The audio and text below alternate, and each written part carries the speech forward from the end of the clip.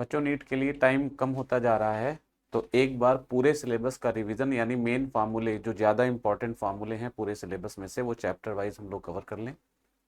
तो इसमें last minute revision में जो हम लोग स्टार्ट कर रहे हैं पहले, वो पहला टॉपिक ले रहे हैं इलेक्ट्रोस्टैटिक्स। इसमें इतने पॉइंट्स आएंगे, इनको आपको प्रॉपरली एक बार रिवाइज कर लेना है, चाहे तो नोट्स बना लें और एग्जाम से एक दिन पहले फिर से एक बार पढ़ लीजिए। Coulomb's law, equilibrium of charges, electric field, null or neutral point, electric flux, conductors, electric potential and potential energy, electric lines of force, relation between field and potential, work done by external agent और electric dipole। यानी इसमें दो chapters include हो रहे हैं। पहला NCERT के हिसाब से इलेक्ट्रिक चार्जेस एंड फील्ड, और दूसरा इलेक्ट्रिक पोटेंशियल एंड कैपेसिटेंस का पोटेंशियल वाला पार्ट। तो शुरू कर लेते हैं। अच्छा, इसमें इलेक्ट्रिक चार्ज के विषय में नहीं है, थोड़ा वो भी बता देंगे। तो जो कूलम्स लॉ है, इसको पढ़ने से पहले एक बार आपको इलेक्ट्रिक चार्ज में थोड़ी सी चार्ज डेंसिटी के विषय में बता दें। तो चार्ज डेंसिटी जो होती है, एक बार चार्ज डेंसिटी बता दें आपको। चार्ज डेंसिटी जो होती है, क्वेश्चन आ जाते हैं चार्ज डेंसिटी के ऊपर, तो एक दो बार चार्ज डेंसिटी भी थोड़ा सा देख लें। चार्ज डेंसिटी का मतलब होता है जब चार्ज किसी बॉडी पे डिस्ट्रीब्यूटेड होता है, तो बॉडी के यूनिट सरफेस पर, यूनिट एरिया पर, यूनिट लेंथ पर, यूनिट वॉल्यूम पर, यानी एकांक आयतन पर, एकांक क्षेत्रफल पर, एकांक लेंथ पर कितना चार्ज प्रेजेंट है, उसको हम लोग बोलते हैं चार्ज डेंसिटी। जब किसी बॉडी पे चार्ज डिस्ट्रीब्यूटेड होगा तो चार्ज डेंसिटी दो टाइप की हो सकती है, मतलब डिस्ट्रीब्यूशन दो तरह का हो सकता है, एक यूनिफॉर्म और एक नॉन यूनिफॉर्म। जैसे मान लीजिए चार्ज किसी सरफेस पे डिस्ट्रीब्यूटेड है, तो यूनिफॉर्म डिस्ट्रीब्यूशन का मतलब होता है कि अगर चार्ज पर यूनिट एरिया का चार्ज हर जगह सेम है, कहीं का भी 1 सेंटीमीटर स्क्वायर एरिया ले लीजिए और हर जगह चार्ज की वैल्यू सेम है, तो हम कहते हैं वो यूनिफॉर्म चार्ज डिस्ट्रीब्यूशन। और कहीं एक जगह 1 सेंटीमीटर स्क्वायर एरिया का चार्ज +4 कूलम है, दूसरा कहीं 1 सेंटीमीटर स्क्वायर एरिया का चार्ज +3 कूलम है, मतलब एक एक यूनिट एरिया का चार्ज पूरे सरफेस पे अलग अलग पॉइंट पे अलग अलग है, तो वो कहलाता है non uniform distribution of charge. अभी तक आपके नीट के पेपर में नॉन यूनिफॉर्म डिस्ट्रीब्यूशन का कोई क्वेश्चन नहीं आया, लेकिन चूंकि 2025 में कुछ आउट ऑफ ट्रैक क्वेश्चंस आए थे, तो अगर उसको लेकर थोड़ा बहुत देखें तो एक आधा क्वेश्चन आपको उस तरह का हम बता देंगे। बाकी इस सीरीज में हम क्वेश्चंस का डिस्कशन नहीं करेंगे, वो आपके अलग से आपके टेलीग्राम चैनल पे क्वेश्चंस आएंगे प्रैक्टिस के लिए, उनका सोल्यूशन आ जाएगा। अभी हम लोग केवल फॉर्मूले डिस्कस करेंगे। तो जैसे यूनिफॉर्म डिस्ट्रीब्यूशन अगर होता है तो चार्ज डेंसिटी तीन तरह की होती है। पहले यूनिफॉर्म के लिए देख लें, ये uniform charge density, uniform charge density, uniform charge density तीन तरह की होती है। लीनियर चार्ज डिस्ट्रीब्यूशन होता है, दूसरा होता है सरफेस या एरिया, और तीसरा होता है वॉल्यूम या स्पेस। स्पेस में और सरफेस में कंफ्यूज मत करिएगा, ये सरफेस को एरिया से रिलेट करते हैं और स्पेस वॉल्यूम के लिए यूज होता है। तो तीन तरह की चार्ज डेंसिटी हो सकती है। इसमें जो चार्ज डेंसिटी होती है लैम्डा से डिनोट करते हैं, लीनियर चार्ज डेंसिटी को लैम्डा से डिनोट करते हैं, और लैम्डा डिफाइन होता है चार्ज पर यूनिट लेंथ, पर यूनिट लेंथ। यूनिट लेंथ पे, किसी बॉडी की यूनिट लेंथ पे कितना चार्ज होगा, that is defined as lambda, charge per unit length. अच्छा, ये डेंसिटी कहाँ कहाँ देखने को मिलेगी आपको? लीनियर चार्ज डेंसिटी आपके सिलेबस में कहाँ कहाँ मिलेगी? तो जिस भी चीज में जो एक पतले वायर पे जब चार्ज को डिस्ट्रीब्यूट करेंगे तो वो लीनियर चार्ज डेंसिटी होगी। अब उस वायर से आप जो भी शेप बना दो, वायर से रिंग बन सकता है, वायर से आर्क बन सकता है, वायर से स्क्वायर फ्रेम, रेक्टेंगुलर फ्रेम, कुछ भी बना सकते हो। तो एक वायर से जो भी शेप बन जाएगा उन सब में, मतलब वायर पे बेसिकली लीनियर चार्ज डेंसिटी होती है। अब वायर के हेल्प से आप जो भी शेप बना सकते हो, सब पे लीनियर डेंसिटी हो। तो जैसे कौन कौन से एग्जाम्पल आएंगे इसमें? वायर आएगा, वायर से आप क्या बना सकते हो? रिंग, आर्क, और भी बहुत सारी चीजें बन सकती है, लेकिन आपके सिलेबस में बस इन्हीं का यूज होता है। अगर वायर पे चार्ज डिस्ट्रीब्यूटेड है और वायर की लेंथ L है, चार्ज Q है, तो लीनियर चार्ज डेंसिटी होगी Q/L। अगर रिंग पे चार्ज डिस्ट्रीब्यूटेड है और चार्ज क्यू है, रेडियस आर है, तो इसमें चार्ज डेंसिटी होगी total charge upon total length. Charge per unit length होता है, लैम्डा का फॉर्मूला होगा total charge on the body divided by total length. लेकिन ये केवल तभी कर सकते हैं जब ये कंफर्म हो कि distribution uniform. Non uniform distribution में लैम्डा को total charge upon total length नहीं लिख पाएंगे। एक आधा एग्जाम्पल उसका बता देंगे। अच्छा, ये रिंग में हो गया। और अगर आर्क है, ये आर्क है कोई, और ये अपने सेंटर पे अल्फा एंगल सबटेंड कर रहा है, रेडियस आर है, और इस पे चार्ज क्यू है, तो यहां लैम्डा होगा charge, total charge upon arc length. और आर्क की लेंथ आप सबको मालूम है एंगल इंटू रेडियस होती है। अल्फा एंगल है सेंटर पे बनने वाला, आर रेडियस है। अच्छा, अल्फा हर हालत में रेडियन में होना चाहिए, ये भी ध्यान रखेंगे। Alpha must be put in radian, alpha को रेडियन में लिखना है, ये ध्यान रखना पड़ेगा। तो ये हो गया लीनियर चार्ज डिस्ट्रीब्यूशन। अब आता है सरफेस चार्ज डिस्ट्रीब्यूशन या surface charge density. Surface charge density को हम लोग सिग्मा से डिनोट करते हैं। इसको डिफाइन करते हैं charge per unit area, total charge upon total area. लेकिन ये बात ऊपर ही हेडिंग में लिखी है, यूनिफॉर्म डिस्ट्रीब्यूशन के लिए ये पढ़ रहे हैं हम लोग, total charge upon total area. अब जो ये सिग्मा है, इसको डिफाइन किस तरह से, मतलब ये डिफिनेशन तो total charge upon total area हो गई, कहां कहां देखने को मिलेगा? तो जब किसी बॉडी के सरफेस पे चार्ज डिस्ट्रीब्यूटेड होगा, सरफेस पे, वो मेटल है कि वो इंसुलेटर है, वो कंडक्टर है कि नॉन कंडक्टर है, इससे मतलब नहीं है। लकड़ी का स्फेयर है, वो तो इंसुलेटर है, लेकिन अगर उसके सरफेस पे चार्ज डिस्ट्रीब्यूटेड है तो वहां सरफेस चार्ज डिस्ट्रीब्यूशन होगा। मेटल का स्फेयर है तो उसके सरफेस पे चार्ज होगा तो वहां सरफेस चार्ज डिस्ट्रीब्यूशन होगा। मेटल और लकड़ी में अंतर क्या है? देखो, लकड़ी, वुड जो है वो इंसुलेटर है, प्लास्टिक इंसुलेटर है। तो मान लो एक प्लास्टिक का सॉलिड स्फेयर है और एक मेटल का सॉलिड स्फेयर है। मेटल में तुम जो भी चार्ज दोगे, ये चार्ज की प्रॉपर्टी होती है कि वो ऑटोमेटिकली उसके आउटर सरफेस पर ही डिस्ट्रीब्यूट होगा, उसमें आपकी मर्जी नहीं चलेगी। अगर कंडक्टर आइसोलेटेड है, अकेला है, और जो भी चार्ज आपने उसको दिया है वो इधर उधर फ्लो करने के बाद रुक चुका है, यानी कंडक्टर अकेला है और चार्ज फ्लो नहीं कर रहा है, कंडक्टर पे रुक चुका है, डिस्ट्रीब्यूट होने के बाद रुक चुका है। शुरू में जब चार्ज देंगे तब तो थोड़ी देर के लिए फ्लो करेगा, उसके बाद सेटल डाउन हो जाएगा, रुक जाएगा। इस कंडीशन को हम लोग इस चैप्टर में बोलते हैं इलेक्ट्रोस्टैटिक इक्विलिब्रियम कंडीशन। तो इलेक्ट्रोस्टैटिक इक्विलिब्रियम कंडीशन में जो भी चार्ज आप किसी कंडक्टर को देंगे वो केवल उसके आउटर सरफेस पे डिस्ट्रीब्यूट हो जाएगा। आप चाह कर भी अंदर चार्ज रख नहीं पाओगे, जबरदस्ती अंदर दे भी दोगे तो इक्विलिब्रियम कंडीशन में सारा का सारा चार्ज कंडक्टर के आउटर सरफेस पे डिस्ट्रीब्यूट हो जाएगा। इंसुलेटर में, मतलब यानी कंडक्टर में आपकी मर्जी नहीं चलेगी, आप कुछ भी करो चार्ज फाइनली सरफेस पर ही रहेगा। लेकिन इंसुलेटर में आपकी मर्जी चलेगी। इंसुलेटर में आप चार्ज पूरे वॉल्यूम पे, जैसे मान लो प्लास्टिक का एक सॉलिड स्फेयर है, तो आप चाहो तो चार्ज पूरे वॉल्यूम पर दो तो पूरे वॉल्यूम पे रहेगा, आप चाहो तो चार्ज सरफेस पे दो तो चार्ज सरफेस पे रहेगा, यानी उसमें आपकी मर्जी चलेगी। तो जैसे बहुत लोगों को ये मिसकॉन्सेप्शन होता है कि नॉन कंडक्टर्स में सरफेस चार्ज डिस्ट्रीब्यूशन पॉसिबल नहीं है, ऐसा कई किताबों में भी देखने को मिलेगा और बहुत सारे लोग ऐसा समझते हैं, तो ये गलत है। कोई भी कंडक्टर में केवल सरफेस चार्ज डिस्ट्रीब्यूशन होगा और नॉन कंडक्टर में जो आप चाहोगे वो हो जाएगा। जैसे प्लास्टिक का स्फेयर है, आपने सरफेस पे चार्ज दिया तो सरफेस पे रहेगा और तब डिस्ट्रीब्यूशन सरफेस वाला होगा। आपने पूरे वॉल्यूम पे चार्ज दिया तो वो पूरे वॉल्यूम पे रहेगा, क्योंकि नॉन कंडक्टर में चार्ज फ्लो नहीं कर सकता, इसलिए जहां दे दोगे मजबूर है वहीं रुकेगा। कंडक्टर्स में चार्ज फ्लो कर सकता है, दो चाहे जहां, अल्टीमेटली वो आउटर सरफेस पे आ जाए। इसीलिए इसमें हम यहां कंडक्टर नॉन कंडक्टर की बात नहीं कर रहे हैं, बस ये बता रहे हैं चार्ज सरफेस पर होना चाहिए।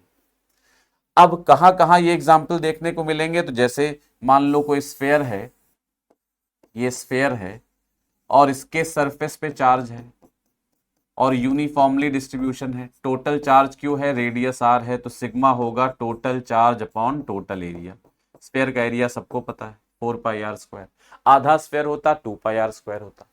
सिलेंडर के केस में सरफेस पे चार्ज डिस्ट्रीब्यूटेड है, लेकिन कौन सी सरफेस पे? केवल कर्व्ड सरफेस, और इसका रेडियस आर है और लेंथ एल है, तो इसमें सिग्मा होगा total charge upon total area. इसका एरिया होता है 2πrl। किसी क्यूब के सरफेस पे चार्ज डिस्ट्रीब्यूटेड है, क्यूब के सरफेस पे चार्ज डिस्ट्रीब्यूटेड है, तो इसमें टोटल चार्ज अगर क्यू है तो सिग्मा होगा total charge upon total area. ये क्यूब वाला क्वेश्चन आपके पेपर में पूछा भी जा चुका है 2024 में। तो total charge upon total area, density ही पूछी गई थी।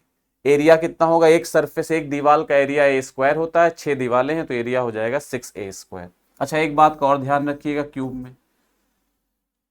क्यूब में चार्ज आउटर सरफेस पे तो रहेगा ही रहेगा, और बाकी अगर इनर सरफेस पे भी दिया गया है तो एरिया डबल ले लेंगे। मतलब अगर इनर और आउटर दोनों सरफेस पे चार्ज है, मान लो हॉलो क्यूब है और इनर और आउटर दोनों सरफेस पे चार्ज है, तो एरिया 12a स्क्वायर लेंगे। चार्ज केवल आउटर सरफेस पर है तो 6a स्क्वायर लिखेंगे। कुछ ना दिया हो चार्ज कहां है तो आउटर सरफेस पे मानेंगे और एरिया 6a स्क्वायर लेंगे। बाकी कोई भी सरफेस, कोन हो, सिलेंडर हो, स्फेयर हो, कोई भी सरफेस, डिस्क हो, डिस्क है ये। अब डायग्राम में नाम जरूर समझ लीजिएगा, आप देखने में दोनों एक जैसे लग रहे हैं लेकिन ये स्फेयर बोला गया और ये डिस्क है। डिस्क के सरफेस पे चार्ज डिस्ट्रीब्यूटेड है तो रेडियस अगर आर है, टोटल चार्ज क्यू है तो सिग्मा होगा q upon pi r square. ये होता है सरफेस चार्ज डिस्ट्रीब्यूशन। फिर आएगा वॉल्यूम या स्पेस चार्ज डिस्ट्रीब्यूशन। ये केवल only in non conducting solid body, जो नॉन कंडक्टिंग होंगी, सॉलिड होंगी, केवल उन्हीं में ये डिस्ट्रीब्यूशन पॉसिबल है। जैसे लकड़ी का सॉलिड स्फेयर, लकड़ी का सॉलिड सिलेंडर, मिट्टी का स्फेयर, कोई भी सॉलिड सरफेस होगी और वो नॉन कंडक्टर होगा, उसी में वॉल्यूम चार्ज डिस्ट्रीब्यूशन पॉसिबल है। वॉल्यूम चार्ज डेंसिटी को हम लोग रो से लिखते हैं, इसको रो से डिनोट करते हैं, और रो को डिफाइन करते हैं total charge upon total volume. ये total charge upon total volume से डिफाइन होता है और इस तरह से इसको लिखा जाता है। क्लियर होती बात ये? कहां कहां देखने को मिलेगा, तो दो ही मेन एग्जाम्पल आपके सिलेबस में यूज होते हैं। एक पूरा नॉन कंडक्टिंग स्फेयर, ये स्फेयर है, सॉलिड है और नॉन कंडक्टिंग है, इसके पूरे वॉल्यूम पर चार्ज है, सरफेस पर भी है, अंदर भी है, पूरे वॉल्यूम पर चार्ज है। इसमें डेंसिटी रो होगी और रो को लिखेंगे total charge upon total volume. Sphere का वॉल्यूम होगा 4/3 पाई आर क्यू, है ना।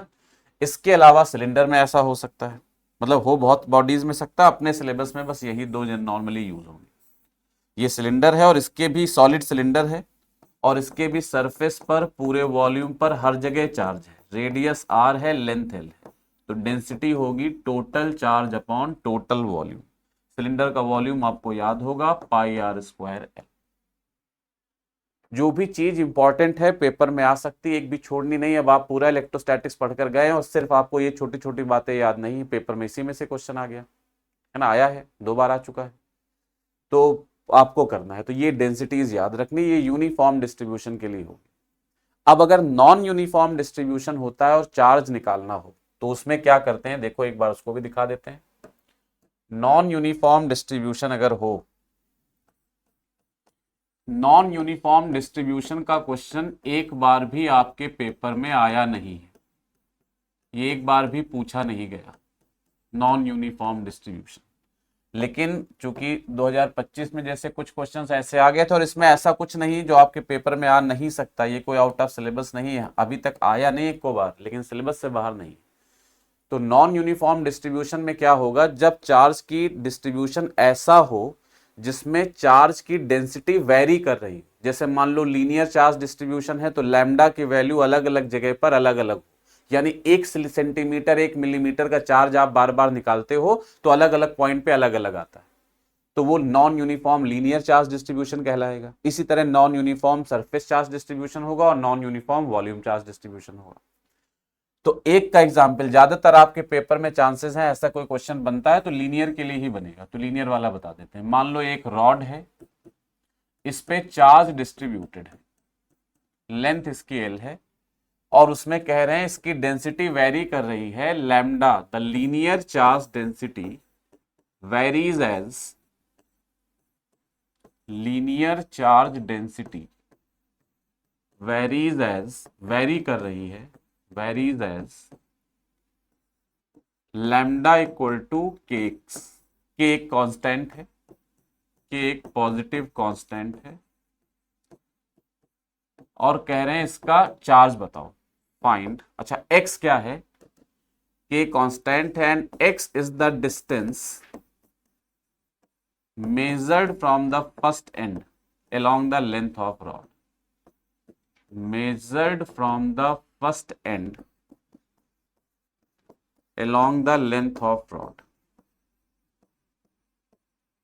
ये आपको क्वेश्चन में दिया हुआ है, लेंथ ऑफ रॉड निकालना क्या है, find total charge on the rod, total amount of charge on the rod, ये कैलकुलेट करना है, amount of charge on the rod ये निकालना है। तो अब इसके लिए आपको तरीका दिमाग में ये रखना है कि जैसे इस तरह का क्वेश्चन आता है तो यहां देखो डेंसिटी यूनिफॉर्म नहीं है, lambda equal to k x है, x क्या है, x लिखा हुआ है, x is the distance measured from first and along the length of rod, पहले सिरे से लेंथ के अलोंग डिस्टेंस नापी गई। तो ये तो दे दिया गया x को पहले सिरे से नापा गया, यानी पहले सिरे को जहां से डिस्टेंस को मेजर करने को कहें उसको ओरिजिन मान लो, लेकिन ये कहां तक नापा गया है, तो x एक वेरिएबल डिस्टेंस है, जहां तक की भी डिस्टेंस लेनी है वो पहले सिरे से लेगी, तो पहले सिरे को ओरिजिन मान लो। अब जो रॉड की लेंथ है वो 0 से, यहां देखो अगर लिखेंगे हम लोग तो x की वैल्यू यहां क्या होगी 0, जैसे जैसे आगे बढ़ते जाएंगे x बढ़ता जाएगा, मिड पॉइंट पे आएंगे तो x इक्वल टू L/2 होगा, फिर और बढ़ेगा, बढ़ते बढ़ते यहां x की वैल्यू L हो जाएगी। x जो है वो डिस्टेंस है फर्स्ट एंड से, यानी फर्स्ट एंड ओरिजिन है, वो ओरिजिन से समझ लो जैसे जैसे आगे बढ़ोगे x की वैल्यू बढ़ती जाएगी। तो x कहां से कहां तक बदल रहा है, 0 से L तक। अच्छा जब x वेरी कर रहा है तो लैम्डा भी वेरी करेगा, क्योंकि जैसे x की वैल्यू अब वहां पर ओरिजिन पे कहा जाए x कितना है तो 0 है, तो लैम्डा भी 0 हो। जैसे जैसे आगे बढ़ते जाएंगे x बढ़ता जाएगा तो लैम्डा भी बढ़ता जाएगा, यानी डिस्ट्रीब्यूशन नॉन यूनिफॉर्म है। यहां पर lambda equal to total charge upon total length apply नहीं होगा, total charge upon total length को अप्लाई नहीं कर सकते। यहां अगर आपको लैम्डा निकालना है, यहां अगर आपको चार्ज निकालना है तो फॉर्मूला होगा lambda equal to d q upon d x. ये dx क्या है, यहां से x डिस्टेंस पे एक छोटा सा टुकड़ा लेंगे, एलिमेंट लेंगे जिसकी लेंथ होगी dx, और इस dx पे, इसको आगे बढ़ा देते हैं थोड़ा, इस dx पे जो चार्ज है वो dq है, मतलब इस छोटे से टुकड़ा जो dx लिया इस पे जो चार्ज है वो dq है, तो इस छोटे से टुकड़े के लिए लैम्डा इतना होगा। अब यहां से आप कैलकुलेट कर सकते हो टोटल चार्ज, कैसे, क्रॉस मल्टीप्लाई करेंगे, dq इक्वल टू आएगा लैम्डा dx, लैम्डा की वैल्यू kx है वो रखेंगे तो dq आएगा kx dx, इंटीग्रेट करना है दोनों तरफ तो q टोटल चार्ज निकालना है तो ये हो जाएगा इंटीग्रल dq, dq की वैल्यू है kx dx, k कांस्टेंट है, इंटीग्रेशन के बाहर आ जाएगा, लिमिट बचेगी x dx। अब जितने हिस्से पे चार्ज निकालना है वहां से वहां तक की लिमिट अप्लाई कर दोगे, जैसे उन्होंने कहा पूरे रॉड पे चार्ज बताना है तो पूरा रॉड 0 से शुरू होता है L तक जाता है तो 0 से L बता देगी, ठीक है ना। उन्होंने कहा नहीं हमें केवल पहले आधे हिस्से पे चार्ज चाहिए, जैसे पूरे रॉड का चार्ज चाहिए, फुल रॉड, तीनों पार्ट लिख देते हैं, फुल रॉड का चार्ज चाहिए, फुल रॉड, तो Q हो जाएगा K इंटीग्रल x dx और लिमिट हो जाएगी 0 टू L। इंटीग्रेट करना जानते हो, कर लोगे आंसर आ जाएगा। अगर उन्होंने कहा नहीं हमें पूरे रॉड पे चार्ज नहीं चाहिए, हमें तो केवल पहले आधे हिस्से पे चाहिए, ऑन द फर्स्ट हाफ, पहले आधे हिस्से का चार्ज बता दो, फर्स्ट हाफ, उसको Q1 मान लेते हैं तो वो होगा इंटीग्रल x dx के, फॉर्मूला वही रहेगा, पहला आधा हिस्सा देखो कहां से कहां तक है, 0 से L/2 तक, ये पहला आधा हिस्सा हो गया, तो पहले आधे हिस्से का चार्ज निकालना है तो लिमिट हो जाएगी 0 टू L/2। उन्होंने कहा नहीं हमें बाद वाले आधे हिस्से का चार्ज बता दो, लेटर हाफ, बाद वाले आधे हिस्से पे चार्ज क्या हो, लेटर हाफ, बाद वाला आधा हिस्सा उसका चार्ज बता दो, तो Q2 हो जाएगा K इंटीग्रल x dx, बाद वाला आधा हिस्सा कहां शुरू होता है, L/2 से L तक, लिमिट का ध्यान रखना, लिमिट बताएगी चार्ज कहां से कहां तक का निकलेगा। तो लिमिट हो जाएगी L/2 से L, और इंटीग्रेट कर लोगे आंसर आ जाएगा। तो अभी तक एक बार भी नॉन यूनिफॉर्म डिस्ट्रीब्यूशन का क्वेश्चन पेपर में नहीं आया है, लेकिन आ सकता है। इसमें और भी बहुत वैरायटी बन सकती है ना, लेकिन फिलहाल स्टार्टिंग में आएगा तो बेसिक ही आएगा, और इस तरह से आप इसको कर सकते हो। तो ये था पहला पार्ट, इलेक्ट्रिक चार्ज डेंसिटी। वही हिस्सा देखेंगे जो या तो आने की उम्मीद है या आता रहा है ज्यादातर, है ना। आगे बढ़ते हैं। अब आता है कूलम्स लॉ। कूलम्स लॉ जो होता है, ये सबको पता है, 2 पॉइंट चार्जेस के बीच में लगने वाले फोर्स के लिए होता है। तो अगर 2 पॉइंट चार्जेस एक दूसरे से r डिस्टेंस पे रखे हैं, तो ये पता है कि अगर ये दोनों सिमिलर हैं, प्लस प्लस हैं या माइनस माइनस हैं, तो एक दूसरे को रिपेल करेंगे। और जो रिपल्शन फोर्स होता है वो दोनों चार्जेस को मिलाने वाली लाइन के अलोंग लगता है। दोनों चार्जेस का साइन सेम है, रिपल्शन होना है तो चार्ज बाहर की तरफ लगेगा। एक चार्ज प्लस है, एक माइनस है, अट्रैक्शन होना है तो चार्ज अंदर की तरफ लगेगा। प्लस माइनस होने से केवल डायरेक्शन बदल जाएगा। अब अगर जैसे यहां मान लो ये प्लस Q1 होता और ये माइनस Q2 होता, तो फर्क बस ये पड़ता कि चार्ज का डायरेक्शन फोर्स का बदल जाता। Q1 Q2 को अट्रैक्ट करेगा और Q2 Q1 को अट्रैक्ट करेगा। एक और बात का ध्यान रखना है, दोनों चार्ज एक दूसरे पे जो फोर्स लगाएंगे इसी को हम इंटरैक्शन फोर्स कहते हैं, या और आसान भाषा में बताएं तो एक्शन रिएक्शन फोर्सेस होते हैं। तो ये जो फोर्सेस होते हैं ये एक्शन रिएक्शन फोर्सेस होते हैं। Q1 ने Q2 पर एक्शन लगाया तो Q2 ने Q1 पर इक्वल एंड अपोजिट रिएक्शन लगाया। और आप सबको ये बेसिक बातें पता है कि एक्शन रिएक्शन फोर्सेस हमेशा मैग्नीट्यूड में इक्वल होते हैं, डायरेक्शन में अपोजिट होते हैं और अलग अलग बॉडीज पे लगते हैं। 3 प्रॉपर्टीज हैं, मैग्नीट्यूड में इक्वल होंगे, डायरेक्शन में अपोजिट होंगे और अलग अलग बॉडीज पे ऐड करेंगे। तो Q1 F लग रहा है इस Q1 पे, तो F ये वाला F लग रहा है इस Q2 पर, अलग अलग बॉडीज पे लग रहे हैं, मैग्नीट्यूड में इक्वल हैं और डायरेक्शन में अपोजिट है ना। इंटरैक्शन फोर्स में इससे नहीं मतलब चार्ज कितना है, चार्ज कितना भी हो, अगर फोर्स इंटरैक्शन एक चार्ज दूसरे पे फोर्स लगा रहा है तो वो हमेशा इक्वल होंगे। ये यहां गलत F2 नहीं है, ये गलत लिख गया है, F है ना। ये फोर्स इक्वल होंगे। अच्छा, F की वैल्यू का फॉर्मूला क्या होता है ये भी सबको पता है, 1/4πε0 mod Q1 into mod Q2 upon R। Medium यहां एयर या वैक्यूम है, ये भी सबको पता है। ये बात सबको अच्छी तरह से पता है कि ये जो फोर्स का फॉर्मूला होता है ये फोर्स के मैग्नीट्यूड का फॉर्मूला लिखा है, इसमें चार्ज के साइन का इस्तेमाल नहीं करना। ये प्लस Q1 है, ये माइनस Q2, फिर भी यहाँ Q1 Q2 रखेंगे। क्वेश्चन उठता है कि सर साइन माइनस होने पे कोई फर्क नहीं पड़ेगा क्या? फर्क पड़ा, दोनों प्लस प्लस थे तो रिपल्शन था, एक प्लस एक माइनस है तो अट्रैक्शन हो गया, फोर्स का डायरेक्शन बदल गया, लेकिन मैग्नीट्यूड में कोई अंतर नहीं आएगा, फॉर्मूले में चार्ज का साइन पुट नहीं करेगा। इस फॉर्मूले से केवल आपको फोर्स का मैग्नीट्यूड मिलेगा, मैग्नीट्यूड ओनली, यहां से केवल आपको मैग्नीट्यूड मिलेगा। और इसी फॉर्मूले का अगर आपको वेक्टर फॉर्म देखना है तो वेक्टर फॉर्म में आपको एक चार्ज के द्वारा दूसरे चार्ज पे लगने वाले फोर्स का मैग्नीट्यूड भी मिलेगा और साइन भी मिलेगा। वेक्टर फॉर्म का मतलब है आंसर में मैग्नीट्यूड के साथ साथ डायरेक्शन भी सॉल्व होकर आएगी। तो मैग्नीट्यूड फॉर्म, वेक्टर फॉर्म में फॉर्मूला लिखें तो ये लिखेंगे, जैसे मान लो Q2 पे फोर्स लिख रहे हैं तो ऐसे लिखेंगे, force on Q2 due to Q1।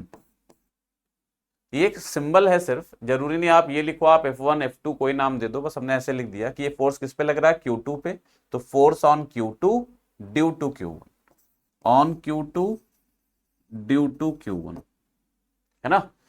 ये फॉर्मूला जब लिखते हैं तो ये होगा 1/4πε0 Q1 into minus Q2 into vector R upon R cube. जब वेक्टर फॉर्म में फॉर्मूला लिखते हैं तो चार्ज को विद साइन यूज करते हैं, यहां चार्ज का साइन यूज जरूर होगा, विद साइन यूज करेंगे चार्ज को, तो विद साइन चार्ज को लिखा गया है। वेक्टर आर क्या होता है, तो यहां वेक्टर आर होता है ऐसा वेक्टर, एक ऐसा वेक्टर बनाओ आप बनाते हैं, देखो बना के दिखाते हैं। एक ऐसा वेक्टर बनाओ जिसका हेड उस चार्ज पर हो जिस चार्ज पे फोर्स लिखना है। जैसे फोर्स हमने किस पे लिखा है, Q2 पे, तो इस वेक्टर का हेड Q2 पर हो और टेल उस चार्ज पे हो जिसने फोर्स लगाया है। हेड कहां होगा, जिस पर फोर्स लगा है, टेल कहां होगा, जिसने फोर्स लगाया। ऐसे वेक्टर आर बनाओगे, ये वेक्टर आर होता है ना। वेक्टर आर क्या है, दिख रहा है डायग्राम में, जिस पर फोर्स लगा है उस पर हेड रहेगा, जिसने लगाया है उस पर टेल रहेगा।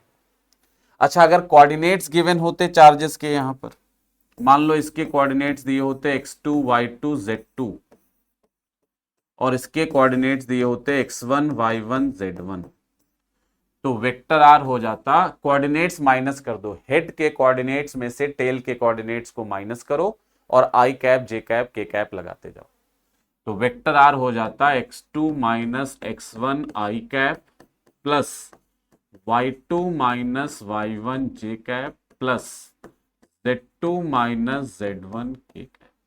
ये वेक्टर आर हो जाएगा। नीचे जो सिर्फ आर लिखा हुआ है वो इस वेक्टर आर का मैग्नीट्यूड होता है। जो सिर्फ आर लिखा है वो मॉड आर है, और मॉड आर भी आप जानते हो कैसे लिखोगे, x2 माइनस x1 का whole square plus y2 minus y1 का whole square plus z2 minus z1 का होल स्क्वायर। ये इस तरह से लिखा जाएगा। अच्छा, ये जो वेक्टर आर अपॉन आर लिखा हुआ आर क्यूब, इसको आप आर कैप भी लिख सकते हो। वेक्टर आर अपॉन एक आर, वेक्टर आर ले लिया और नीचे से एक आर ले लिया, तो ये क्या बन जाता है वेक्टर के हिसाब से, आर कैप यूनिट वेक्टर। अगर इसको यूनिट वेक्टर बना दोगे तो यही फॉर्मूला कन्वर्ट हो जाएगा इस फॉर्म में, vector f equal to 1/4πε0 Q1 into minus Q2 upon r square, साथ में आर कैप आ जाएगा। अगर केवल ये फॉर्मूला पूछा गया है आपसे तो फॉर्मूला तो इस फॉर्म में पूछा जा सकता है, लेकिन न्यूमेरिकल अगर आता है इस पर तो इसी फॉर्म को यूज करोगे। क्वेश्चन उठता है सर जानेंगे कैसे कि न्यूमेरिकल वेक्टर फॉर्म पे है, तो एक तो ऑप्शन देख के जान जाओगे, ऑप्शन वेक्टर फॉर्म में दिए होंगे, आई जे के फॉर्म में दिए होंगे। दूसरा, अगर चार्जेस के कोऑर्डिनेट्स दिए और फोर्स पूछा जा रहा है तो नॉर्मली वो क्वेश्चन वेक्टर फॉर्म से ही सॉल्व करना होता है ना। तो ये हो गया कूलम्स लॉ का बेसिक पार्ट।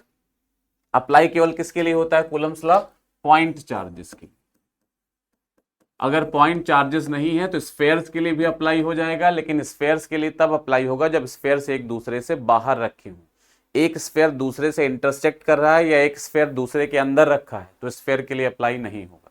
जब दो स्फेयर हो, दोनों एक दूसरे से बाहर रखे हों, अलग अलग रखे हों, तो उनको पॉइंट चार्ज मान के कूलम्स लॉ लग सकता है। तो पॉइंट चार्ज के लिए डायरेक्टली लगेगा, बाकी स्फेरिकल चार्ज के लिए लग सकता है। बहुत बातें नहीं कर सकते हैं इस क्लास में क्योंकि आगे पढ़ना है। अब आता है कूलम्स लॉ में प्रिंसिपल ऑफ सुपरपोजिशन के कुछ क्वेश्चंस, न्यूमेरिकल्स जो बनते हैं, न्यूमेरिकल्स जो बनते हैं इसके। तो न्यूमेरिकल्स में क्या होता है, देखो जो न्यूमेरिकल्स बनते हैं उसमें थोड़ा सा वेक्टर यूज होता है। वेक्टर कैसे यूज होता है, जैसे मान लो ये बातें याद रखो कि अगर दो फोर्सेस सेम डायरेक्शन में है तो इनका रिजल्टेंट होता है F1 प्लस F2। अगर दो फोर्सेस अपोजिट डायरेक्शन में है तो इनका रिजल्टेंट होता है F1 डिफरेंस F2। बड़े में से छोटा घटा देते, जो रिजल्टेंट का डायरेक्शन आएगा वो बड़े वाले के डायरेक्शन में आएगा।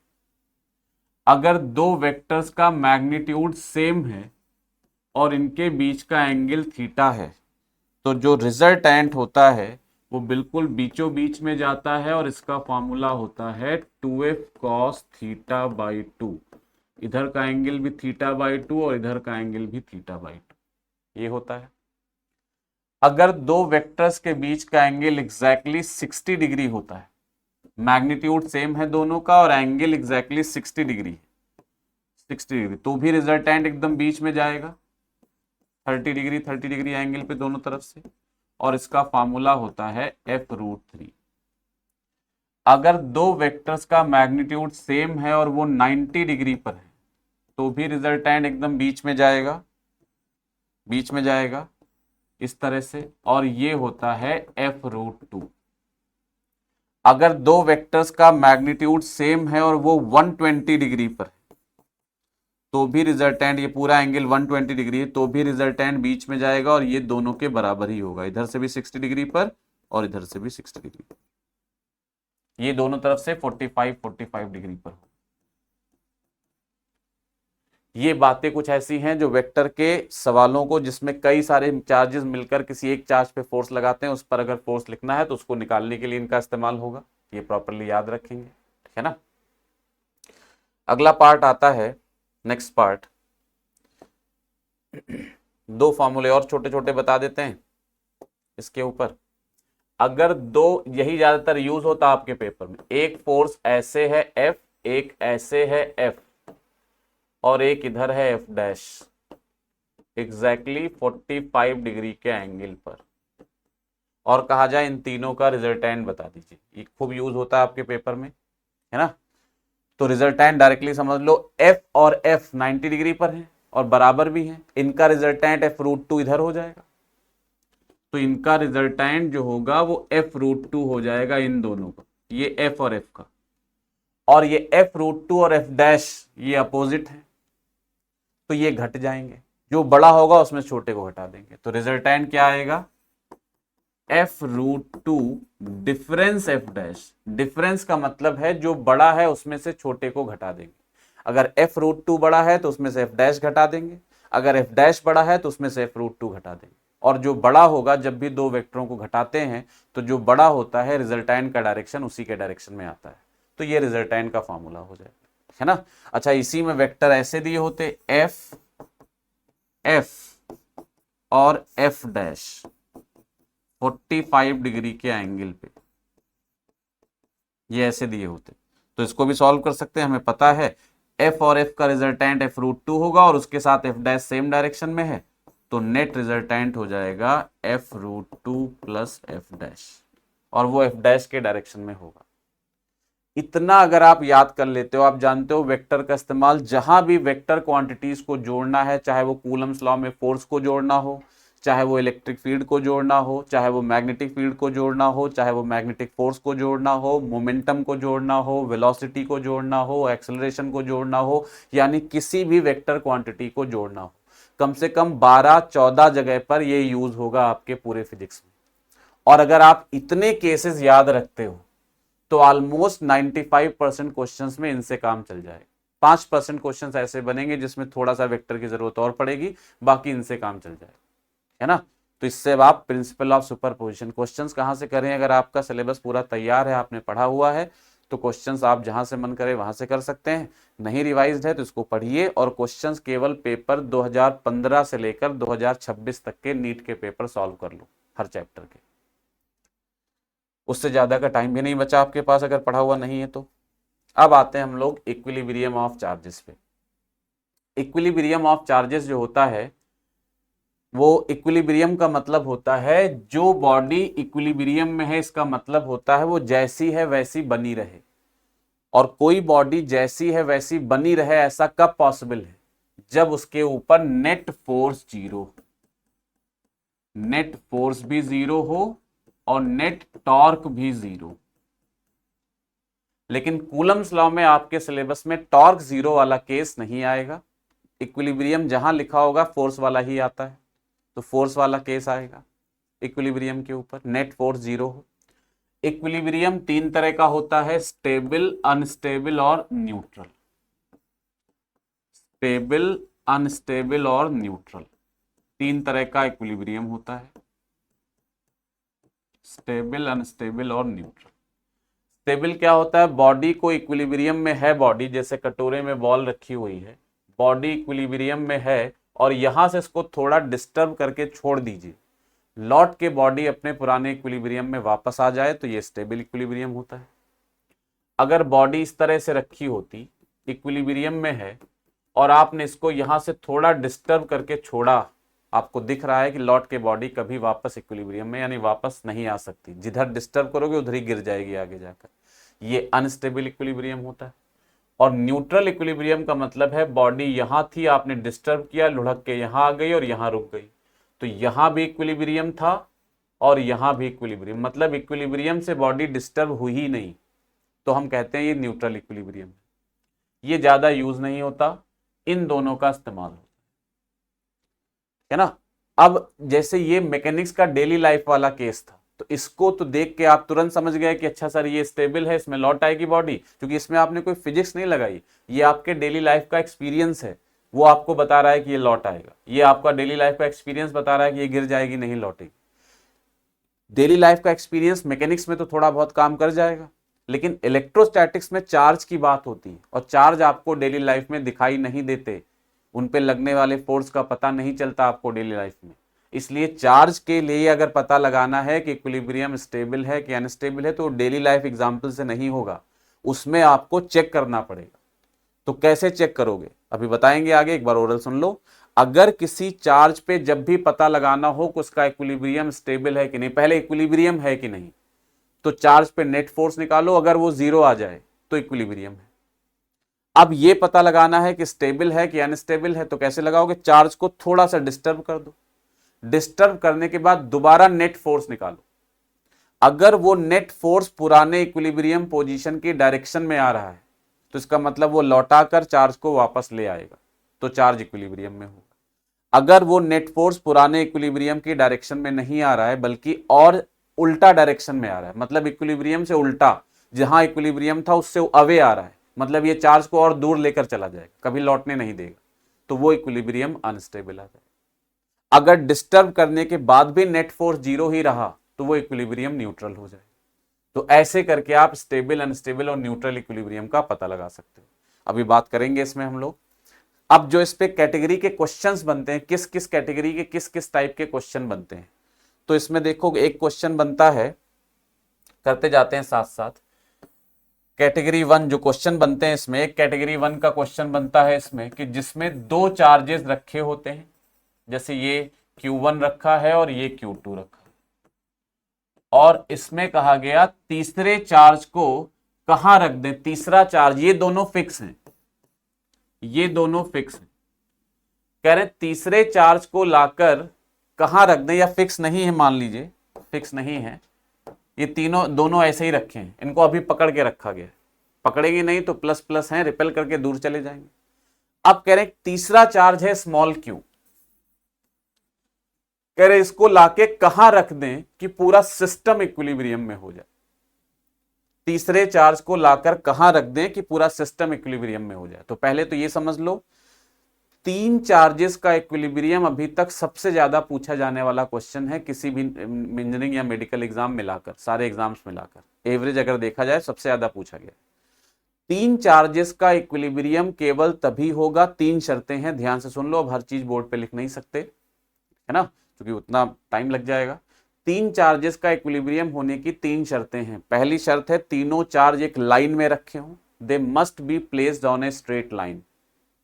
दूसरी शर्त है they all must not be of the same nature, तीनों का नेचर यानी तीनों का साइन सेम ना हो, कम से कम अगर दो पॉजिटिव हैं तो एक नेगेटिव हो, दो नेगेटिव हैं तो एक पॉजिटिव, तीनों का साइन सेम ना हो। और तीसरी चीज है तीनों का मैग्नीट्यूड सेम ना हो, मतलब तीनों आपस में इक्वल मैग्नीट्यूड के ना हो, कम से कम एक का मैग्नीट्यूड बाकी दो से अलग हो।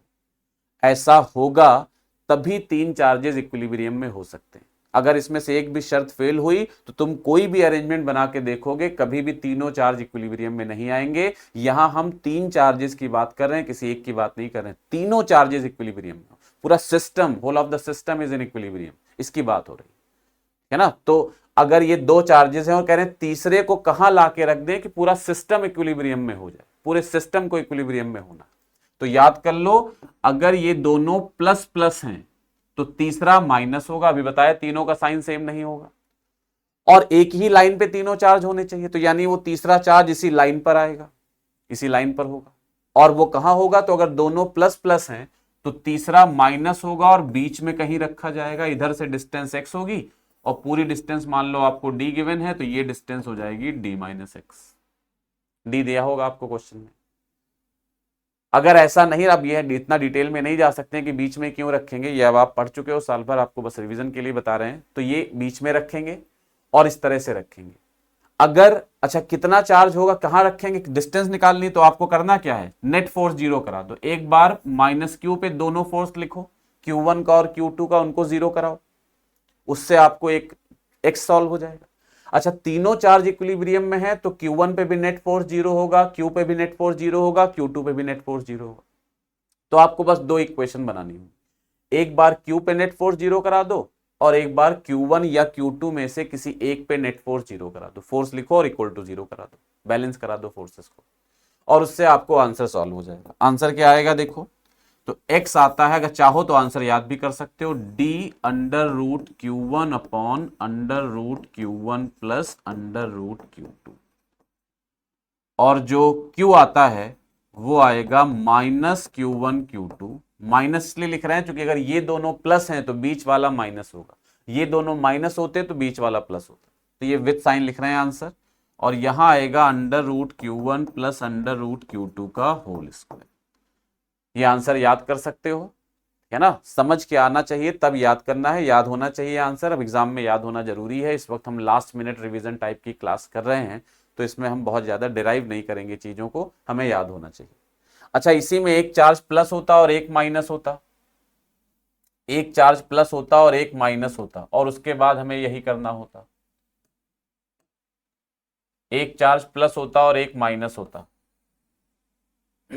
तो इसमें ये करना होता एक प्लस और एक माइनस। तो जैसे ये चार्ज प्लस Q1 है और ये चार्ज माइनस Q2, अब कह रहे हैं तीसरे चार्ज को कहां रखें कि वो इक्विलिब्रियम में हो जाए।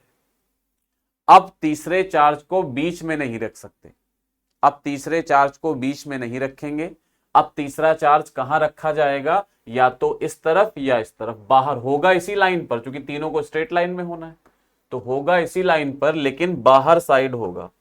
बाहर साइड का मतलब है बीच में नहीं रखा जा सकता, बाहर साइड होगा। अब बाहर साइड किधर होगा, तो जो चार्ज छोटा होगा, जिसका मैग्नीट्यूड कम होगा, जैसे मान लो mod Q2 is greater than mod Q1, मतलब Q2 का मैग्नीट्यूड Q1 से ज्यादा, साइन को इग्नोर करो, केवल मैग्नीट्यूड देखो, जिसका मैग्नीट्यूड ज्यादा होगा, जिसका मैग्नीट्यूड कम होगा, उसके बगल में ये तीसरा चार्ज रखना होगा Q। जिसका मैग्नीट्यूड कम, Q1 का कम है तो इसके बगल में रखना होगा। अब कितने डिस्टेंस पे रखना होगा, तो डिस्टेंस x मान लेंगे Q1 से, तो x इक्वल टू ये डिस्टेंस d गिवन होगी, तो फॉर्मूला वही रहेगा d under root Q1 upon under root Q1, और यहां अंडर रूट Q2 हो जाए। अंडर रूट के अंदर चार्ज का साइन पुट नहीं करेंगे, ऐसा नहीं कि ये माइनस Q2 है तो यहाँ माइनस Q2 लिखेंगे, वैल्यू लिखेंगे और ये डिस्टेंस आ जाएगी। अच्छा, इसमें भी ये नहीं बताया, आपको बताना भूल गए, समझ लो x कहां से मेजर किया जाएगा, x के साथ यहां कौन सा चार्ज ऊपर लोगे, तो जिस चार्ज से x लिया है आपने, जैसे x को हमने Q1 से लिया है तो यहां Q1 ऊपर लिखेंगे, x Q2 से लिया होता तो Q2 को ऊपर लिखते, जिस चार्ज से x लिया है उसको ऊपर लिखेंगे, और ये पूरा आपका फॉर्मूला हो जाएगा। दूसरी कैटेगरी के सवाल जो इस पे बनते हैं वो ट्राइंगल या स्क्वायर वाले होते हैं। जैसे वो क्वेश्चन कहेंगे इस तरह से देंगे, कहेंगे एक ट्राइंगल के कॉर्नर पे तीन चार्जेस रखें, तीनों प्लस हैं, कह रहे हैं चौथा चार्ज कहां रख दें, चौथा रखना है कहां रख दें और कितना रख दें, या ऐसे बता देंगे चौथे चार्ज को सेंटर पे रखना है। ये एक इक्विलेटरल ट्राइंगल है और चौथे चार्ज को इसके सेंटर पे रखना है, सेंटर पे। पूछ रहे हैं बताइए चौथे चार्ज का क्या मैग्नीट्यूड हो जिससे पूरा सिस्टम इक्विलिब्रियम में हो जाए, whole of the system is in equilibrium, पूरा सिस्टम इक्विलिब्रियम में हो जाए। तो यहां भी समझो चौथे चार्ज का साइन अगर ये तीनों प्लस हैं तो चौथा माइनस होगा, और इसकी वैल्यू अगर लिखेंगे तो ये हो जाएगा Q/√3। जैसे कहिए सर कैसे आया, तो बताया आपको पूरा सिस्टम इक्विलिब्रियम में है, इसका मतलब कैपिटल Q, तीनों स्मॉल q, चारों इक्विलिब्रियम में है। तो किसी एक स्मॉल q पे नेट फोर्स लिखो, जैसे इस पे कौन कौन फोर्स लगाएगा, ये वाला प्लस q रिपेल करेगा ऐसे फोर्स लगाएगा, ये वाला प्लस q रिपेल करेगा ऐसे फोर्स लगाएगा, और ये वाला माइनस q अट्रैक्ट करेगा और ऐसे फोर्स लगाएगा। सारे फोर्सेस बैलेंस करा दो। बैलेंस कैसे कराओगे, ये एंगल 60 डिग्री है तो ये एंगल भी 60 डिग्री हो, इन दोनों का रिजल्टेंट एकदम बीचों बीच में जाएगा, f√3 अभी पीछे सिखाया। अगर f√3 f डैश को बैलेंस कर देता है तो नेट फोर्स जीरो हो जाए। सॉल्व करोगे ये आंसर आए। इस वक्त हम डेरिवेशन पे नहीं जाएंगे, हमें आपको बस ये आंसर याद कराने हैं जिनसे डायरेक्ट क्वेश्चन बन सकते हैं। एक और क्वेश्चन बनेगा जिसमें एक स्क्वायर के कॉर्नर पे 4 चार्जेस रखे हैं, क्यू क्यू क्यू और क्यू, और पूछ रहे हैं सेंटर पे कितना चार्ज रख दें जिससे पूरा सिस्टम इक्विलिब्रियम में हो जाए। तो 4 तो ऑलरेडी रखे हैं, एक और रखना है 5वां चार्ज, और ये भी बता दिया गया उस 5वें चार्ज को कहां रखना है, सेंटर पे। तो उसका साइन क्या होगा, उसकी वैल्यू क्या होगी, तो साइन तो पता हो गया माइनस होगा। अच्छा, हमने यहां माइनस लगाया नहीं क्योंकि डायग्राम में माइनस दिखा दिया था। अगर साइन पूछेंगे तो आंसर -q/√3 लिखोगे, हटा देते हैं साइन, नहीं तो कंफ्यूज करोगे। साइन हटा देते हैं, यहां से माइनस हटाया और यहां लगा दी, मतलब ये चार्ज माइनस आपको दिया नहीं जाएगा क्वेश्चन में, आपको बताना है। वैसे यहां से माइनस हटाते हैं और आपसे पूछा रहा 5वें चार्ज का साइन बताओ, 5वें चार्ज की वैल्यू बताओ। क्वेश्चन वाले आपसे ये कहेंगे लोकेशन हम बताए दे रहे हैं कि सेंटर पे रखना है, आप बताओ साइन क्या होगा 5वें चार्ज का और वैल्यू क्या होगी जिससे पांचों चार्ज इक्विलिब्रियम में हो जाए। तो पांचों चार्ज को इक्विलिब्रियम में होना है तो इसके लिए फॉर्मूला होगा q/4 माइनस में, 5वां चार्ज माइनस में होगा 2√2 + 1। डिराइव करा चुके हैं सब क्लास में, क्वेश्चंस कर चुके हैं, कई कई बार इनका रिवीजन हो चुका है। आप अब आंसर याद करो, है ना। अगर आपको कुछ कंफ्यूजन आए कि जैसे लगे कि सर कैसे आया, करके देखना, करके देखो ना आए कॉपी से चेक कर लो, कॉपी से टैली करा लो, है ना। तो आगे बढ़ते हैं, ये था इक्विलिब्रियम की दूसरी कैटेगरी। तो ये एक कैटेगरी हो गई ये 3 चार्जेस वाली, एक कैटेगरी हो गई ये स्क्वायर ट्रायंगल वाली, एक कैटेगरी हो गई स्क्वायर वाली। एक कैटेगरी होती है जो और भी ज्यादा इंपॉर्टेंट है, वो है पेंडुलम वाली कैटेगरी, पेंडुलम वाले सवाल। तो पेंडुलम वाले क्वेश्चंस में, पेंडुलम वाले क्वेश्चंस,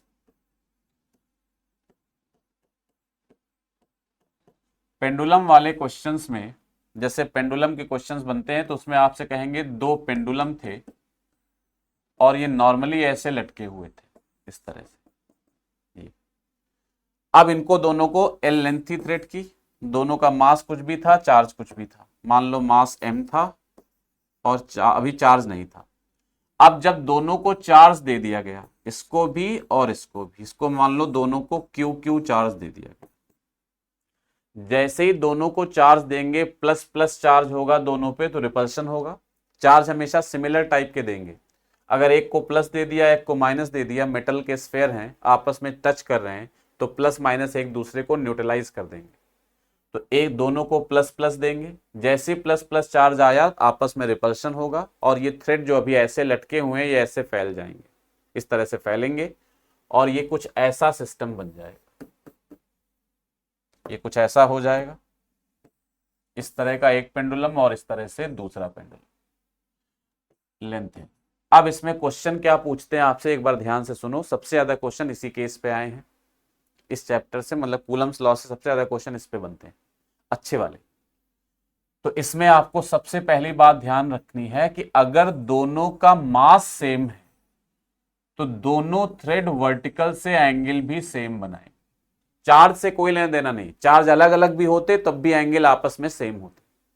मतलब एंगल्स का जो रिलेशन है आपस में वो मास पे डिपेंड करता है, चार्ज पे डिपेंड नहीं करता। अगर दोनों का मास सेम है तो ये एंगल सेम होंगे, मास अलग अलग होगा तो एंगल अलग अलग होंगे, वो बात अभी आगे करेंगे। चार्ज सेम है तो भी कोई दिक्कत नहीं है, चार्ज सेम ना होता तो भी कोई दिक्कत ना होती, मास सेम है तो एंगल सेम होंगे, ये बात आपको विशेष तौर पे ध्यान रखनी है। अब आता है कि सर इनके बीच का डिस्टेंस क्या होगा और क्या क्या पूछते हैं आपसे। तो देखो सबसे पहले इसका एफबीडी बता दें क्योंकि उसकी जरूरत पड़ा करती है सवालों में। एफबीडी में सबसे पहला फोर्स वेट होगा मास का mg, दूसरा फोर्स टेंशन होगा और तीसरा उस चार्ज के द्वारा इस चार्ज पे रिपल्शन फोर्स होगा। सेम फोर्सेस इस पर भी लगेंगे, टेंशन mg और रिपल्शन फोर्स, सेम फोर्स लगेंगे।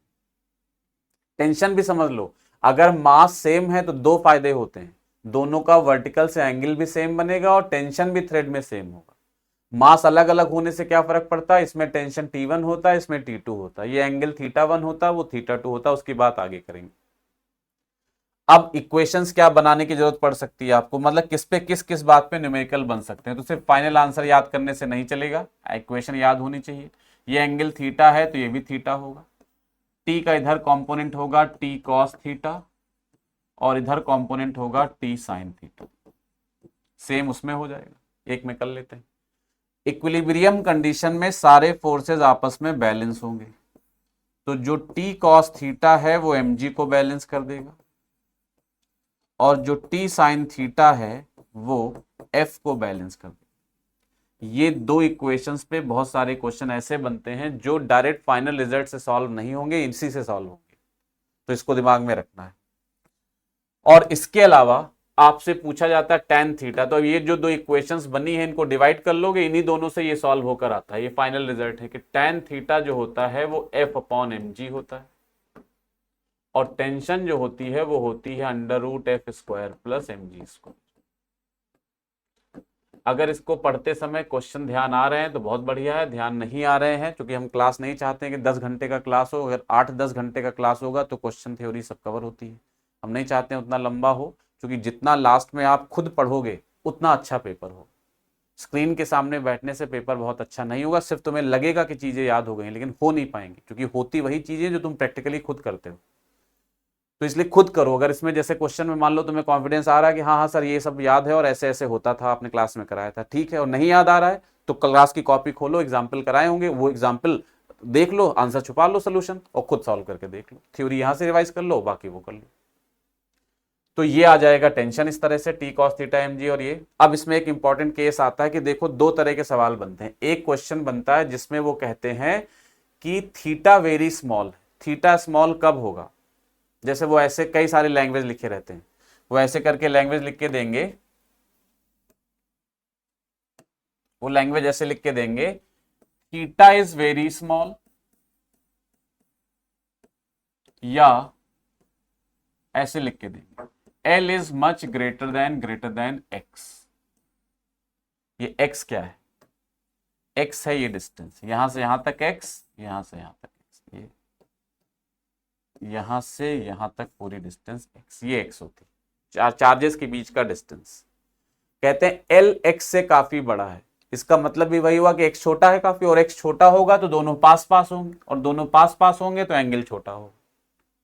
तो ये अप्रोक्सीमेशन वाला केस हो जाता है। अगर कुछ ऐसा नहीं लिखा क्वेश्चन में कि कौन छोटा कौन बड़ा कौन कैसा, कुछ नहीं लिखा, तो इन्हीं फॉर्मूलों से या तो इन दो से या इन दो से आपका आंसर आएगा। अगर ये पेंडुलम वाला क्वेश्चन आया है तो बस यही करना है। अगर अप्रोक्सीमेशन का केस है, उन्होंने अप्रोक्सीमेशन दे दिया कि थीटा बहुत छोटा है, ऐसा कुछ दे दिया है, तो उसको सॉल्व करने पर सारे अप्रोक्सीमेशन लेने के बाद आप इस नतीजे पे पहुंचोगे कि जो एक्स क्यूब है इसका फॉर्मूला आएगा Q² L upon 2πε0 mg। Derive होकर आया है, इस वक्त नहीं भी जानोगे कहां से डिराइव हुआ, फिर भी आंसर याद है तो आंसर हो जाएगा, क्वेश्चन सॉल्व हो जाएगा। इस पर जितने क्वेश्चन बने हैं नीट में, या तो इस फॉर्मूले से होंगे या इससे पीछे जो लगे, कब कौन सा यूज करोगे याद रहेगा। अप्रोक्सीमेशन वाला केस है तो ये फॉर्मूले याद करोगे, यूज करोगे ये वाला। और अगर बिना अप्रोक्सीमेशन वाला केस है, कोई छोटा बड़ा कुछ नहीं लिखा हुआ है, तो T cos theta equal to mg, T sine theta equal to f, tan theta equal to f by mg, ये वाले फॉर्मूले यूज करोगे, क्वेश्चन हो जाए, ठीक है ना। ये पेंडुलम का एक केस हो गया।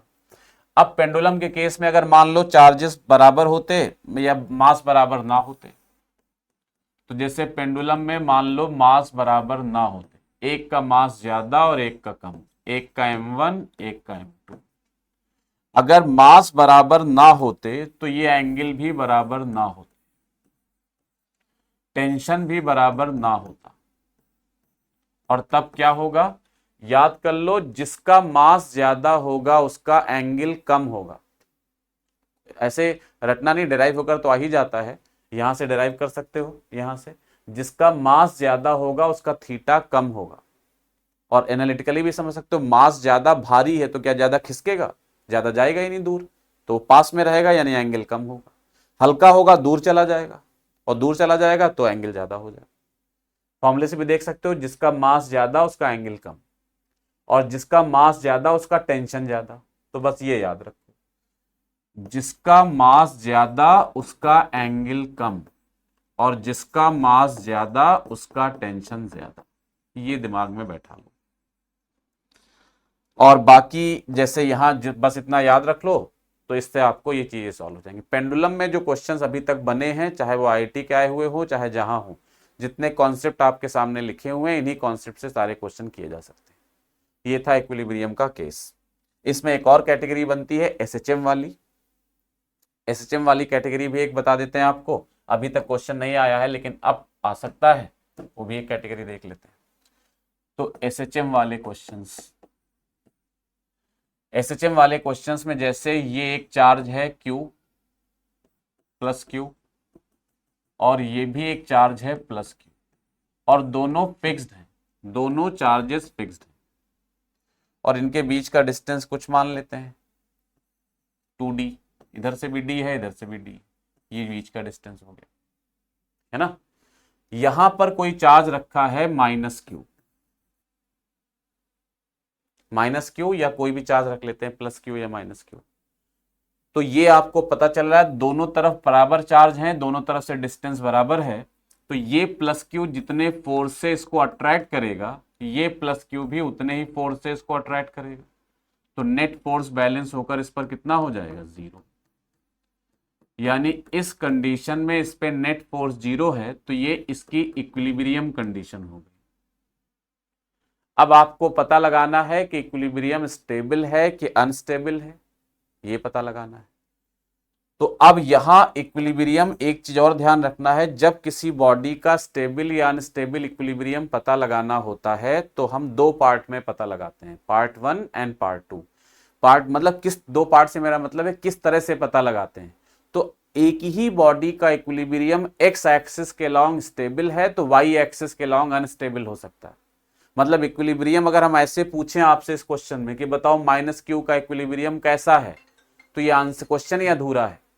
माइनस क्यू का इक्विलिब्रियम कैसा है, ये क्वेश्चन तब कंप्लीट होगा जब आपको ये पूरा बताया जाएगा कि माइनस क्यू का इक्विलिब्रियम किस लाइन पर देखना है, along the line joining the two charges या perpendicular to the line joining the two charges। तो दो कैटेगरीज में देखते हैं।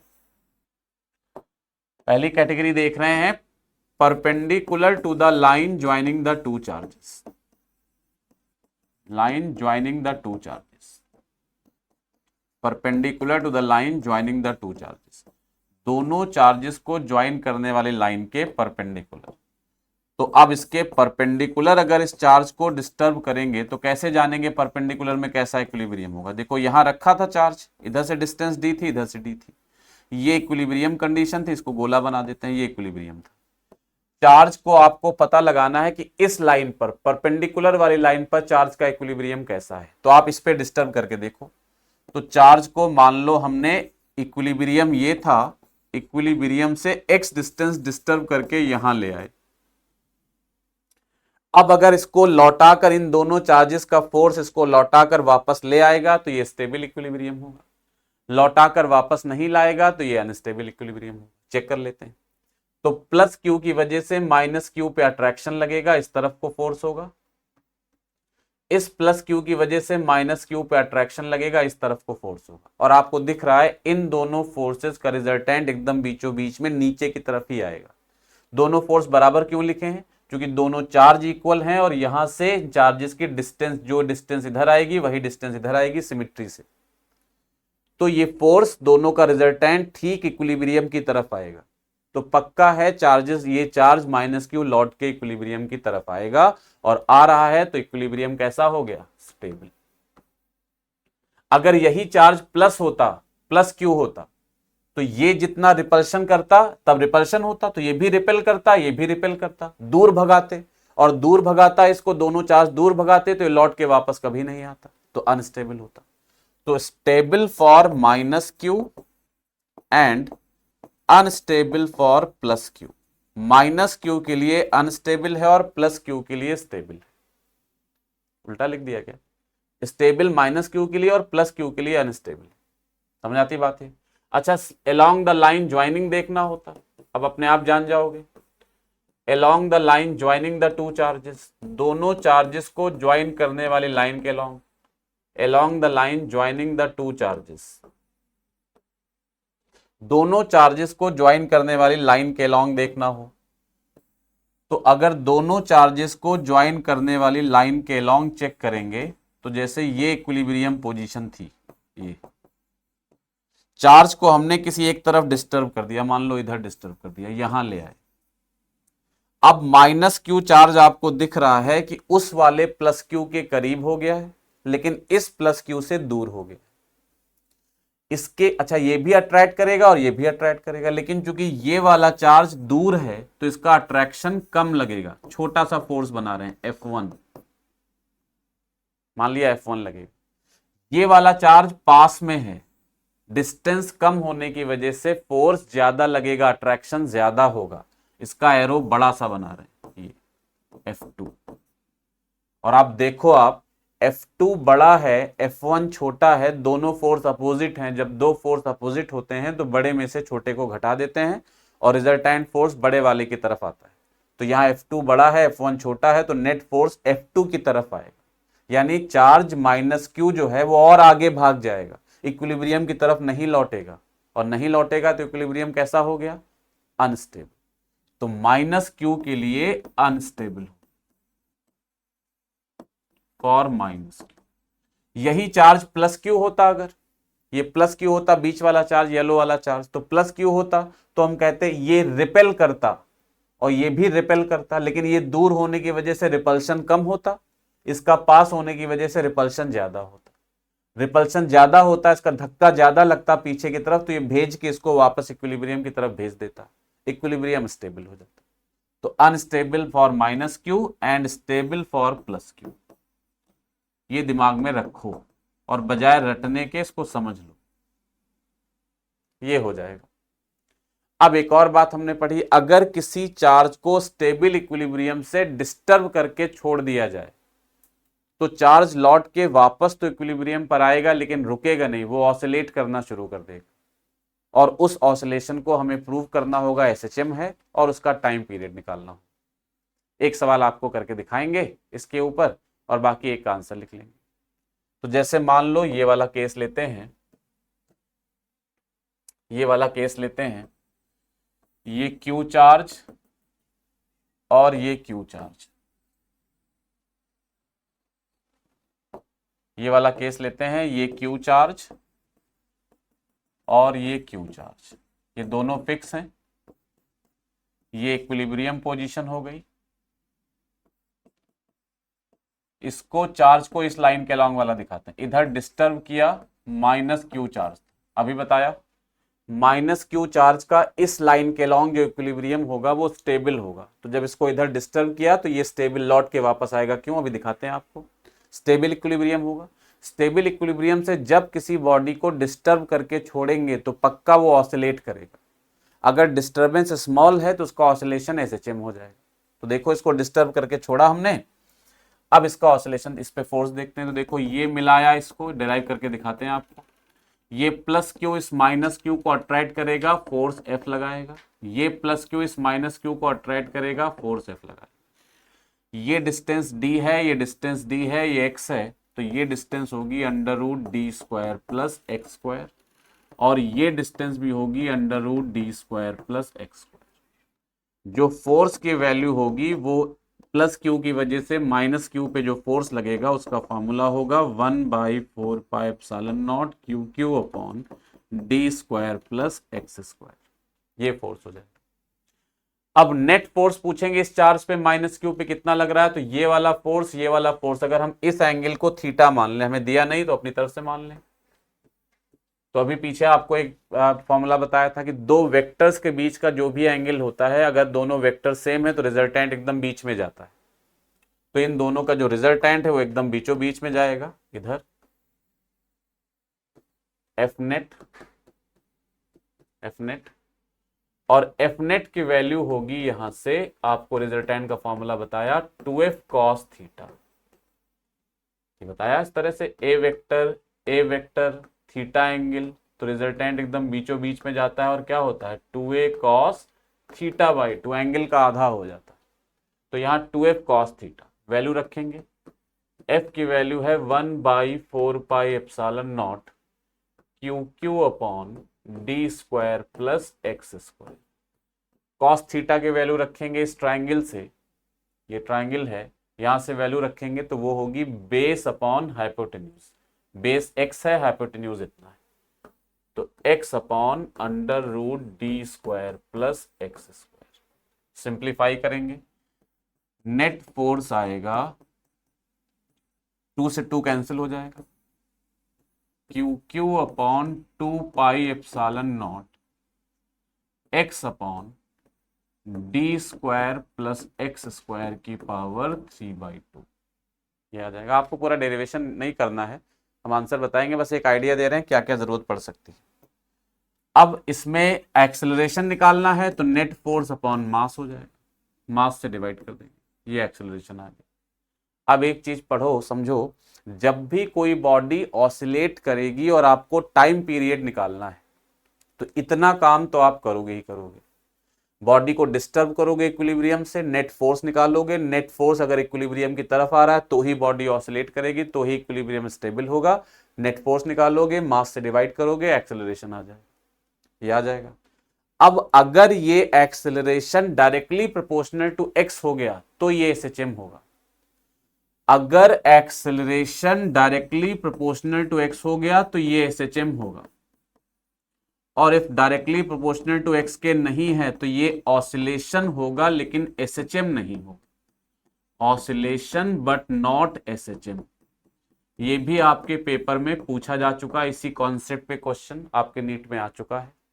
तो जैसे यहां पूछा जाए, बताओ ये चार्ज पार्टिकल क्या करेगा, it will oscillate, it will perform SHM, हमेशा ऑसिलेट करेगा, हमेशा एसएचएम करेगा, कभी करेगा एसएचएम, कभी ऑसिलेशन, क्या होगा, मतलब शर्तें क्या है। तो आप कहोगे सर नॉर्मली जब इसको डिस्टर्ब करेंगे हम तो देखिए ए प्रोपोर्शनल टू एक्स नहीं आ रहा है, कहां कैसे पता चला, ऊपर एक्स है लेकिन साथ में नीचे भी तो एक्स है। अगर केवल ऊपर ऊपर एक्स होता, नीचे एक्स ना होता तो प्रोपोर्शनल टू एक्स कहलाता, यहां नीचे भी एक्स है तो ये प्रोपोर्शनल टू एक्स नहीं है। यानी नॉर्मली जब इसको हम स्टेबल इक्विलिब्रियम से डिस्टर्ब करके छोड़ेंगे तो ये ऑसिलेट तो करेगा लेकिन इसका ऑसिलेशन एसएचएम नहीं होगा। It will oscillate, but its oscillation will not be SHM. They will not satisfy the conditions of SHM. Simple harmonic motion की शर्तों को पूरा नहीं करेंगे। अब इसमें अप्रोक्सीमेशन लेते हैं। अगर अप्रोक्सीमेशन ले लिया, if x is much less than d, x d से बहुत छोटा है मतलब डिस्टर्बेंस बहुत स्मॉल है, x बहुत छोटा है मतलब डिस्टर्बेंस बहुत स्मॉल है। जब डिस्टर्बेंस कोई चीज बहुत छोटी होती है तो जब कभी एक बड़ी चीज प्लस छोटी चीज लिखी होती है तो छोटी चीज को इग्नोर कर देते हैं। जैसे d बड़ा है x छोटा है, प्लस में लिखे हैं दोनों, x को इग्नोर कर देंगे। x को इग्नोर करेंगे तो एक्सेलरेशन कितना आ जाएगा, देखो Q Q x upon 2 pi epsilon not m, और यहां डी स्क्वायर की पावर 3/2 करेंगे तो डी क्यूब आ जाएगा। अब देखो ये सारा टर्म कांस्टेंट हो गया, अब केवल ऊपर x है तो अब कह सकते हैं a proportional to x prove हो गया। a proportional to x prove हो गया तो अब ये एसएचएम बन गया, अब ये एसएचएम बन गया। यानी पहले नॉर्मली ये एसएचएम नहीं कर रहा था, लेकिन जब हमने ये माना कि x बहुत छोटा है d से तो एसएचएम की शर्तें पूरी हो गई, यानी ये एसएचएम प्रूव हो गया। तो अब अगर आपसे जरूरी नहीं न्यूमेरिकल आए, थ्योरेटिकल क्वेश्चन आया कि एक दो charge particle Q and Q एक फिक्स थे, एक पॉइंट चार्ज इनके बीच में रखा था -Q, इक्विलिब्रियम में था, इसको यहां से परपेंडिकुलरली डिस्टर्ब किया गया और छोड़ दिया गया। कौन सा ऑप्शन सही, 4 ऑप्शन दिए। It will always oscillate, it will always perform SHM, it will oscillate only when x is very small, it will perform SHM if x is very small. Option लिखे दे रहे हैं, किस तरह से देंगे तो ये आपको दिमाग में रखना है। जैसे पहला ऑप्शन दे दिया it will always oscillate, always oscillate. दूसरा ऑप्शन दे दिया it will always perform SHM, always perform SHM, perform SHM. तीसरा option it will oscillate only when, only when x is very small, disturbance is very small, यानी जो charge particle को equilibrium से disturb किया है that disturbance x is very small. और चौथा option दिया है it will perform SHM perform SHM if x is very small. ये ऐसे करके ऑप्शन दे दिए आप।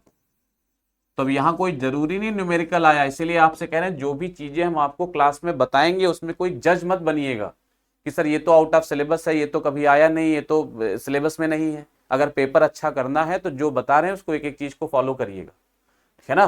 तो अब जैसे क्वेश्चन ऐसे आ गया, अब इसमें कोई न्यूमेरिकल कुछ कैलकुलेशन है, लेकिन इसका आंसर वही दे सकता है जिसको इसका डिटेल पता हो।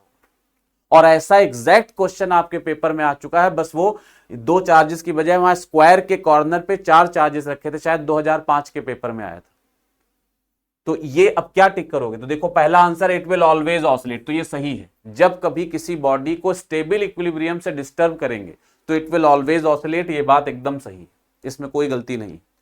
सेकेंड ऑप्शन दिया it will always perform SHM, ये गलत है, हमेशा SHM नहीं होगा। SHM की शर्त कब पूरी हुई, आपने पीछे देखा SHM की शर्तें कब पूरी हुई, जब हमने ये कंडीशन ले ली कि x इज वेरी स्मॉल, तब SHM की शर्त पूरी हुई, A प्रोपोर्शनल टू x हुआ।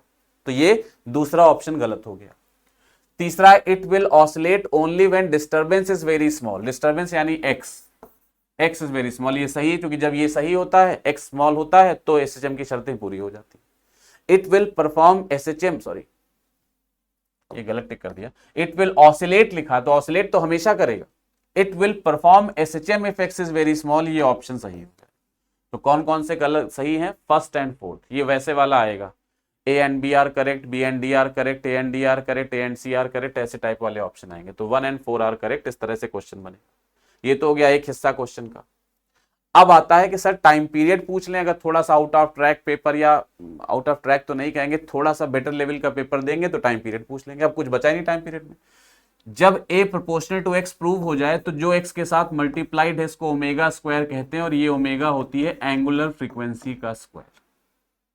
तो ये आ गया एंगुलर फ्रीक्वेंसी का स्क्वायर, कितना आ गया ओमेगा स्क्वायर, देखो ओमेगा स्क्वायर आ गया सॉल्व होकर QQ upon 2 pi epsilon naught MD3।